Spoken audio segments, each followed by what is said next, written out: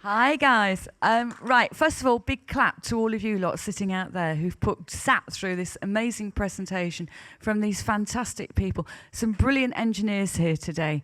I'm going to tell you something a bit about myself because it leads very nicely to what Will and the guys have been trying to do here today. And it's all about trying to get people switched on to engineering. It's the most important thing in the world. Everything you use, everything you travel around in, everything you wear, every single product you've ever come across has been engineered. Even your trainers, everything. So when people say to you, engineers are grease monkeys under cars, forget it. They can be absolutely anything. They are, as Zach said, problem solvers. If you're a good problem solver, you are an engineer. Engineers keep the world going, and that's where we're at. Now, this very weird slide up here is me nearly a quarter of a century ago. All right, so you're trying to work out my age, and I was 10 there. All right, I was 10. Well, actually, this was a long, long time ago. This was me. I was Miss Pro Train or Mrs. Pro Train, and my job was to get young people turned on to engineering across the whole of the Eastern region. And in those days, I could access loads and loads of funding. I could go to Learning and Skills Council, I could go to the ERDF, I could go to the ESF, I could go to the Department of Work and Pensions. And I managed to get all these companies linked with all these schools and trigger all these funding pots and raise about 650k in about 6 months. You can't do that now. So my message is also going out to the employers out there. Schools are strapped for cash. We are completely finished. We are working flat out. We are trying to get all these young people turned on to engineering. I take my own little Anki robots in on a Friday to get all those kids who like to do work with robots to work with robots because I can't afford to buy them. I'm struggling to find machinery. I started in 1986 in a workshop full of equipment. I taught metalwork, woodwork and TD. I taught 9 hours a week and it went down to 3 hours a week in a year.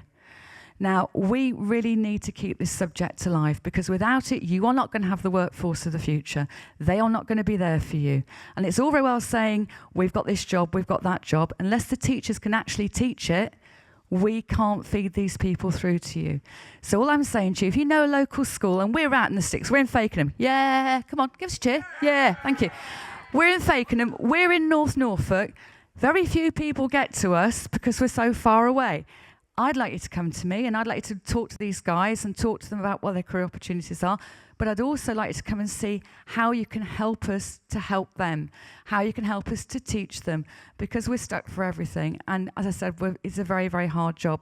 Some of the things we used to do, battling robots, for instance, that went on in Great Yarmouth 20-odd years ago. We could do that again across the county. Why not? I know the guy who started it off, Andy Stubbings, is still determined to keep this alive. But again, nothing's happening about that. We had a go-kart challenge running across the whole of East Anglia. Let's not worry about the Green Park car challenge. Let's do our own thing.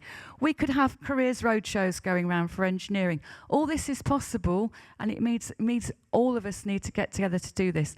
But I just want to say really, really, really big thank you to all the engineers that have got up here today. It's a hard gig getting up in front of these kids unless you're a teacher and you're used to it, all right? And you've done a spectacular job, so big clap to you lot. Guys, clap all the engineers, please. Thank you.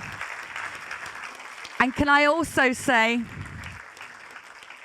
what I did a quarter of a century ago, Will is doing now. Future of Work is about what we tried to do 25 years ago.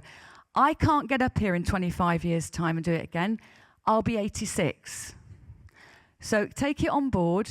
This is something we really have to do now and turn it around now. Thank you.